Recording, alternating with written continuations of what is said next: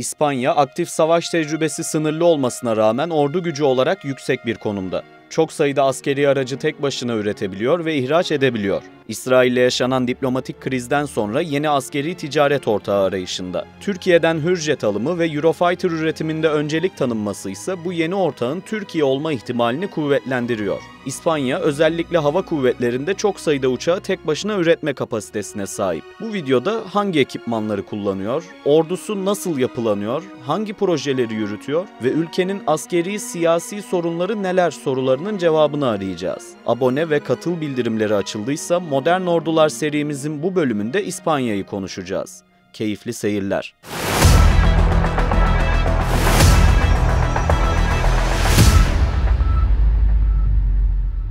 Ordunun yapısıyla başlayalım. 2001 yılında zorunlu askerlik kaldırıldı. Sadece profesyonel askerler tercih ediliyor. Hem erkekler hem kadınlar için gönüllülük esası var. 1988'den itibaren kadınların orduya katılımı teşvik edildi. Yaklaşık olarak 28 bin kadın personelin bulunduğu tahmin ediliyor. Patricia Ortega Garcia, ordunun ilk general rütbesindeki kadın komutanıdır. 2019 yılında terfi etti. Politeknik Mühendisler Birliği'nde görevli. Ordu 5 kuvvetten oluşuyor. Bunlar kara, deniz, hava uzay, krallık muhafızları ve acil durum kuvveti olarak şekilleniyor. Başkomutanlık makamında Kral 6. Felipe bulunuyor. Genelkurmay Başkanlığını ise Deniz General Teodoro Esteban López Calderón yürütüyor. Rütbesinin Türkiye'deki karşılığı Oramiral'dir. Kara kuvvetleri bünyesinde olan Lejyon Birliği'ne kısa bir parantez açalım. İspanya'da doğmayan ancak İspanyol vatandaşlarından alım yapılıyor. Ayrıca geçmişte sömürge İspanyası'nda bulunan ülkelerin vatandaşları da katılabiliyor. Hızlı müdahale ve NATO misyonları için kullanılıyor. İspanya'nın çelik yürekli savaşçıları olarak biliniyor. 100 yıl önce Fas çöllerinde doğan bu yapı, günümüzde İspanya'nın Akdeniz'den gelen yasa dışı göçmenlere karşılık kullandığı bir kalkan. Ordunun bütçeden aldığı payı ele alalım. 2021-2025 arasını değerlendireceğiz. Sürekli artış gösteren bir grafikle karşılaşıyoruz. 2021'de %1.1, 2022'de %1.1, 2023'te %1.2, 2024'te %1.4 pay ayrılmış. 2025 yılında ise %2'lik pay öngörülüyor. Dünyanın en güçlü 20 ordusunun içinde. Global Firepower Index'in araştırmasına göre 145 ülke içinde 17. sırada yer alıyor. 2025 yılında İspanya Savunma Bakanlığı ve NATO'ya ait resmi sitelerde araştırdığımızda yaklaşık olarak 226 bin personelin görev yaptığını öğrendik. Bunun 121 bininin kara kuvvetlerinde, 20 bininin hava ve uzay kuvvetlerinde, 20 bininin deniz kuvvetlerinde, 64 bininin ise acil durum kuvvetlerinde ve krallık muhafızlarında olduğu tahmin ediliyor. Ekipman yelpazesine geçiyoruz. Kara kuvvetleriyle başlayacağız. Piyade tüfeği olarak iki farklı silah kullanılıyor. Heckler & Koch G36E ve Heckler & Koch HK417. İki tüfek de Almanya tarafından üretildi. Ancak İspanya'nın modernize ettiği versiyonları bulunuyor. Ana muharebe tankı olarak 3 farklı Leopard 2 serisi mevcut. 2A8, 2E ve 2A4 serileri tercih ediliyor.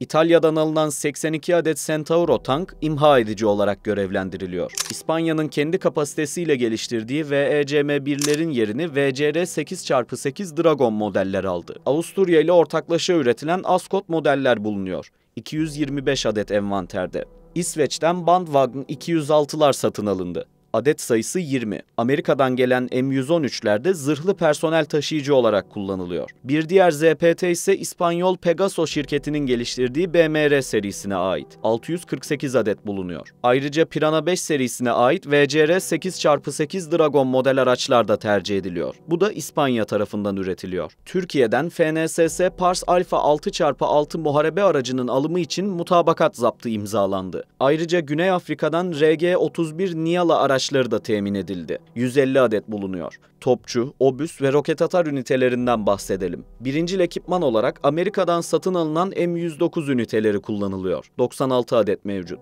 155 mm mühimmat ateşleyebiliyor. Ülkenin kendi imkanlarıyla geliştirdiği Santa Barbara Sistemas model 82 adet top daha kullanılıyor. Birleşik Krallık'tan 56 adet L-118 topçu ünitesi de satın alındı. Vamtak ST-5 model zırhlı aracın üzerine yerleştirilen top sistemleri de bulunuyor. İsrail'den Silam roket atar sistemleri satın alınacaktı. Ancak 15 Eylül'de Filistin hassasiyeti sebebiyle İspanya tarafından sözleşme iptal edildi. Hava savunma sistemlerinden bahsedeceğiz. Araştırırken tamamen dış alımla karşılaştık. İsviçreli şirket Oerlikon tarafından geliştirilen Contrafes GDF serisine ait sistemler bulunuyor. 92 adet mevcut. Ayrıca Amerika'dan MIM-23B, I-Hawk Faz 3 sistemleri de temin edildi. Satıhtan yani karadan havaya ateşleme imkanı var. 32 adet mevcut. NASAMS sistemi de satın alındı. 8 adet fırlatma rampası bulunuyor. AIM-120 AMRAAM roketleri ateşleyebiliyor. Amerikalı RTX şirketinin geliştirdiği MIM-104 Patriot sistemleri de kullanılıyor. 18 adet ünite mevcut. MIM-104E versiyonları İspanya tarafından kullanılıyor. Fransa'dan Mistral sistemi de satın alındı. 168 adet batarya bulunuyor. Bunlar taşınabilir şekilde kullanılıyor. İçerisinden MBDA füzeleri ateşleniyor. Son olarak Hollanda'dan Thales Raven 2D radar sistemi satın alındı. Kara havacılık unsurlarından bahsedelim.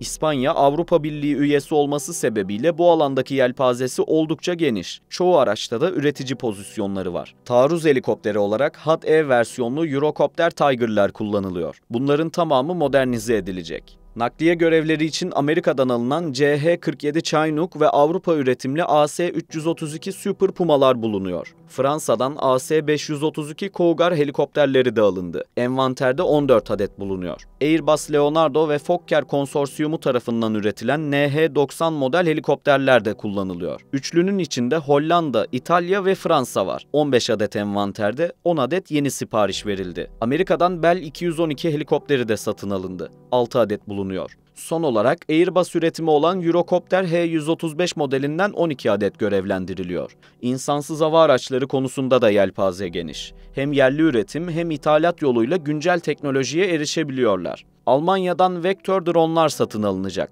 91 adet sipariş verildi. Amerika'dan RQ-11 Raven mini İHA da satın alındı. 72 adet envanterde. İsrail'den alınan EAE Researcher dronlar da bulunuyor. Bunlar son krizden önce alındığı için hazırda tutuluyor. Ülkenin kendi kapasitesiyle geliştirdiği Fulmar X mini İHA da kullanılacak. 8 saat havada kalabiliyor ve tek seferde 800 kilometre yol kat edebiliyor. Airbus tarafından üretilen Sirtap taktik İHA'sı da hem gözetleme hem de hızlı müdahale imkanlarına sahip. 27 adet sipariş verildi. 2026 yılında teslimatlar başlayacak. Bu üründe Kolombiya'nın da ortaklığı söz konusu. Deniz kuvvetlerine geçiyoruz. İspanya, özellikle deniz kuvvetlerindeki araçlarda üretim yapabilen sayılı ülkelerden. 1983 yılında 1 adet Agosta sınıfı denizaltıyı hizmete aldı. Fransa'dan satın alındı. 1 adet envanterde. Bunun da S-80 sınıfıyla değiştirilmesi gündemde. 30 Kasım 2023'te S-80 sınıfı 1 adet denizaltıda kullanılmaya başlandı. Uçak gemisi veya amfibik taarruz görevleri için kullanılan Juan Carlos 1 isimli gemi görevde.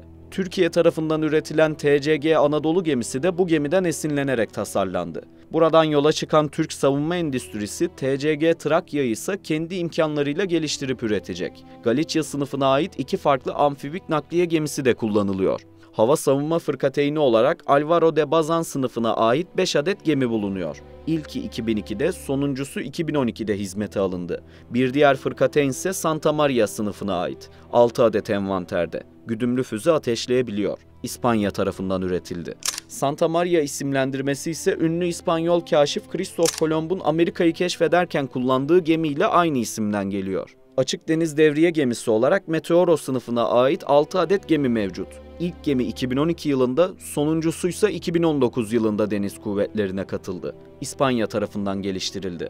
Shilro sınıfı devriye gemisi de İspanya'nın kendi imkanlarıyla ürettiği ürünlerden. Aktif olarak 3 adet kullanılıyor. 29 Haziran 2012'de 1 adet gemi emekliye ayrıldı. 4 adet Serviola modeline ait devriye gemisi de tercih ediliyor. İlk gemi 1991 yılında orduya katıldı. İspanyol kamu şirketi Navantia tarafından üretildi. 1981 yılında 3 adet Anaga sınıfı devriye gemisi de hizmete alındı. Ülkenin kendi imkanlarıyla geliştirdiği askeri araçlardan. 2 adet Toralla sınıfı devriye botu da kullanımda. 1987 ve 1988 yılında deniz kuvvetlerine katıldı. 2003 yılında Radman 101 sınıfına ait 1 adet devriye botu da orduya dahil oldu. Aynı şekilde Radman 66 sınıfına ait bir bot daha 2023 yılında üretimi tamamlanarak hizmete alındı. Radman'a ait tüm çalışmalar ilk üretim tarihinden itibaren kesintisiz olarak devam ediyor. Son olarak birer adet Cabo Fredera ve Aresa PVC 160 sınıfı botlar bulunuyor.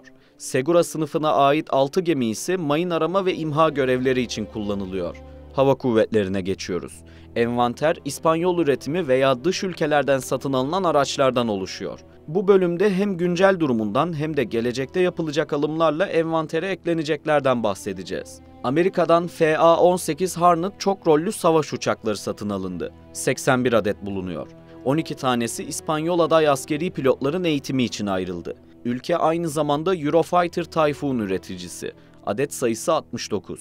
45 adet yeni sipariş daha verildi.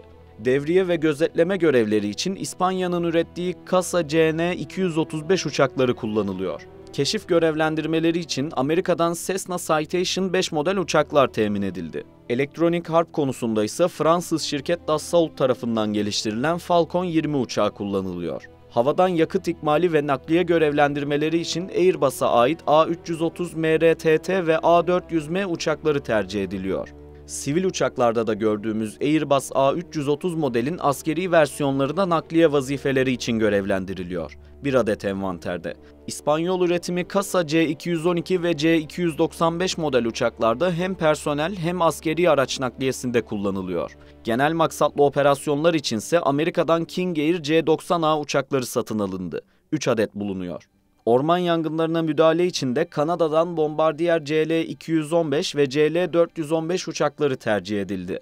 Genel maksat ve arama kurtarma görevleri için NH-90 ve AS-332 Super Puma helikopterleri bulunuyor. Pilotların eğitimi ve arama kurtarma görevlerine ek destek için Amerika'dan satın alınan Sikorsky S-76 helikopterleri envanterde. İspanyol aday askeri pilotlarının eğitiminde kullanılan uçaklardan bahsedelim. Birincil araç olarak İsviçre üretimi Pilatus PC-21 model uçakları tercih ediliyor. Temel ve ileri seviyedeki eğitimlerde kullanılıyor. 26 adet envanterde. Savaş senaryolarının çalışılması talimlerinde Northrop F-5'ler bulunuyor. 19 adet kullanımda. Helikopter eğitimleri için Eurocopter EC-120 ve Airbus H-135'ler görevlendiriliyor. İHA konusunda birincil araç Amerikan yapımı MQ-9A Predator B serisine ait. Almanya üretimi Quantum Systems Twister'lar da eklenecek. Ayrıca Fransız, İtalyan ve İspanyol ortaklığıyla 2 adet Spainsat NG uyduları da envanterde. Yeni siparişlerden bahsedelim. 45 adet Eurofighter siparişi geçildi. 2026'da teslimatlar başlayacak. FCAS uçakları da satın alınacak. Bu uçakların gizlilik ve radarda tespit edilememe özellikleri var. Deniz devriyeleri için yeni C295'lerin üretimi başladı. Yakıt ikmali için Airbus A330 MRTT'lerin alımı devam ediyor. Ayrıca TUSAŞ tarafından üretilen Hürjet eğitim uçağından da 45 adet sipariş verildi. F-5 BM'lerin yerini alacaklar. İspanya resmi gazetesinde F-5M uçakları yerine 45 adede kadar Hürjet jet eğitim uçağının tedarik edileceği açıklandı. Hava savunma sistemlerine geçelim. Dış alım ve İspanya ortaklıkları göreceğiz. Norveç ve Amerika tarafından geliştirilen NASAMS hava savunma sistemi sipariş edildi. Bir adet batarya ve füzeleri teslim edilecek. Eski ismiyle Espike, güncel ismiyle Sparrow füzeleri de bulunuyor. Ayrıca Fransa'dan Mistral sistemleri de satın alındı. Adet sayısı paylaşılmadı. Krallık muhafızlarının ekipmanlarından bahsedelim. Küçük bir yapılanma olduğu için yelpaze diğer kuvvetlere göre daha dar. Çarşamba ve cuma günleri düzenlenen resmi törenlerde sembolik ekipmanları kullanıyorlar. CETME model L veya FR-8 Mauser tüfekleri sergileniyor. Ancak Bosna ve Afganistan gibi yurt dışı görevlerinde ve kraliyetin korunduğu anlarda modern ekipmanları tercih ediyorlar. Heckler & Koch G36E veya HK-146 gibi tüfekler mevcut. Tabanca olarak HK-USP Compact kullanılıyor. Beretta 92'lerden vazgeçildi. Ağır silah olarak da MG3 Ametral'la Dora kullanılıyor. Ülkenin geliştirdiği önemli askeri projelere geçiyoruz. Hem kendi kapasitesiyle yapılanlar hem de diğer devletlerle olan temaslarını ele alacağız. 2018'de Fuerza 2035 programını başlattı. Bu yılki bütçesi yaklaşık 34 milyar euro olarak duyuruldu. Paranın %35'i personel eğitimi ve yeni ekipmanlara ayrılacak. %19'u ise zırhlı araç ve füze alımına ayrıldı. Kalan 18.75'lik kısımsa dijital kalkan adı altında uydu, radar, yapay zeka ve kuantum çalışmalarına paylaştırıldı. 214 adet yeni obüsün siparişi de verildi. Leopard 2E'leri 2A8'lere yükseltmek için modernizasyona başlandı. Ayrıca NH-90 helikopter filosu genişletilecek. Tüm projeler NATO ve Avrupa Birliği ile uyumlu. Savunma harcamaları güncel NATO standardı olan %2'ye çıkartıldı. 2015'te Eurodrone programı başlatıldı. Orta irtifa uzun dayanıklılık prensibiyle yeni nesil İHA üretilecek. 2025'in sonunda tasarım fazının tamamlanıp prototipin ortaya çıkması bekleniyor. 2026-2027 arası deneme uçuş testleri yapılacak. 2028-2029'da ülkelere ilk teslimatlar başlayacak. Motor ve nacelle montajı ve INTA testleri İspanya'da yapılacak. Pilot eğitimi için ek 100 milyon euroluk kaynak ayrıldı. Navantia şirketi 2 ek S-80 Plus model denizaltı üretecek. Türkiye'den 45 adet Hürjet'in alınması için sözleşme yapıldı. Yani Hürjetlerle yapılan anlaşma ile birlikte yeni bir boyuta taşınmış oldu bu ilişkiler. Biliyorsunuz Türkiye'nin de İspanya ile şey alanında, deniz kuvvetleri alanında ciddi projeleri oldu. Mesela TCG Anadolu bunlardan biri. İspanya'nın Juan Carlos gemisine göre, onun tasarımına göre yapıldı aslında. T-625 Gökbey helikopterinin hidrolik sistemlerini geliştiriyor. Bu konudaki işbirliği geliştirildi. Ayrıca Türkiye'nin Eurofighter tedariğini hızlandırma kararı aldı. Karşılığında Aselsan'ın geliştirdiği aviyonik sistemlerde alım yapılabilir. 2028 yılında üretimin arttırılması planlandı. Burada Türkiye'ye teslimatlara öncelik verilecek. İsrail'e yaptırımlar sebebiyle Türkiye'yi alternatif tedarikçi olarak görüyor. 2025 Madrid Fuarı'nda helikopter parçaları ve CIWS'ler için niyet mektupları imzalandı. Türkiye ve İspanya arasında savunma ticareti %25 arttı. Türkiye'nin Avrupa Birliği üyeliğini destekliyor. Rusya ile yaşanan uçak krizinden bir süre önce NATO ülkeleri Türkiye'ye Patriot sistemleri konuşlandırmıştı. İspanya harici tamamı Türkiye'den çekildi. Şimdi son olarak şöyle bir iddia da ortaya atıldı. İspanya medyasında İspanyol savunma kaynaklarının ortaya attığı bir iddia bu. Şimdi İspanya F-35 alımından vazgeçti. Amerika ile Avrupa arasında yaşanan gerilimden de kaynaklı olarak ve alternatif olarak 3 ülke gösteriliyor. Fransa, İsveç ve Türkiye.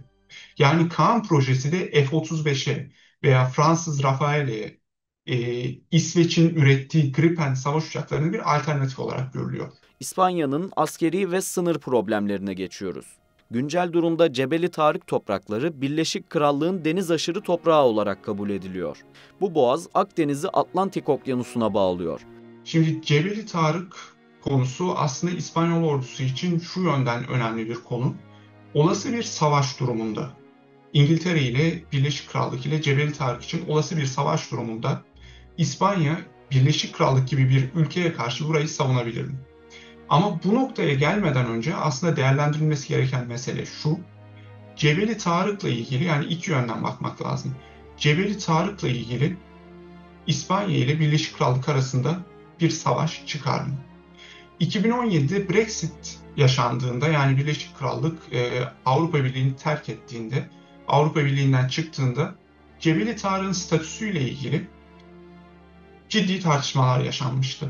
Hatta özellikle İngiltere'de, Birleşik Krallık'ta Muhafazakar Parti milletvekilleri durumu bir şekilde şeyle karşılaştırmıştı. Yani Falkland adaları için yapılan savaşla karşılaştırmıştı. Günlük 300'den fazla ticari gemi geçiyor. Küresel deniz ticaretinin %20'si bu boğazdan geçiyor. İngiltere'nin Avrupa Birliği'nden ayrılmasından sonra bölgedeki sınır kontrolleri arttı. Haziran 2025'te İngiltere ve İspanya sorunun çözümü için anlaşma yaptı. Buna göre sınırdaki çitler kaldırıldı. Karadan kontrol sona erdi.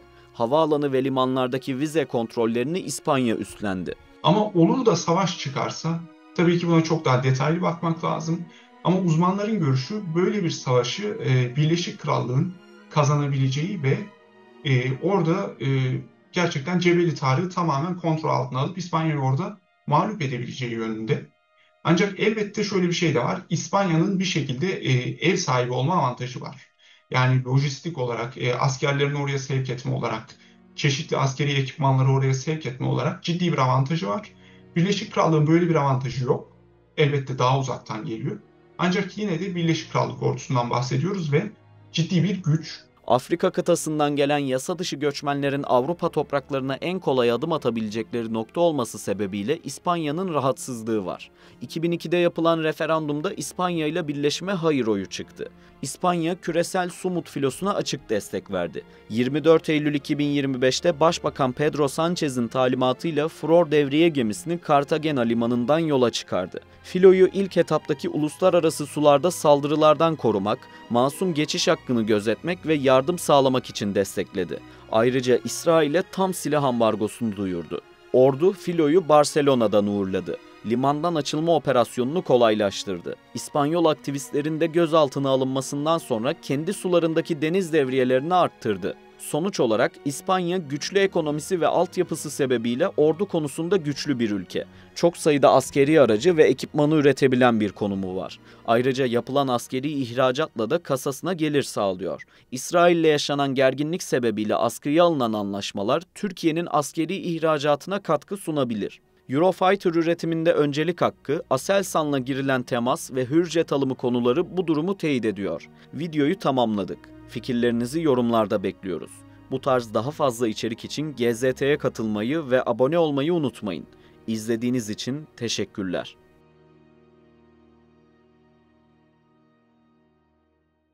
İspanya, aktif savaş tecrübesi sınırlı olmasına rağmen ordu gücü olarak yüksek bir konumda. Çok sayıda askeri aracı tek başına üretebiliyor ve ihraç edebiliyor. İsrail'le yaşanan diplomatik krizden sonra yeni askeri ticaret ortağı arayışında. Türkiye'den Hürjet alımı ve Eurofighter üretiminde öncelik tanınması ise bu yeni ortağın Türkiye olma ihtimalini kuvvetlendiriyor.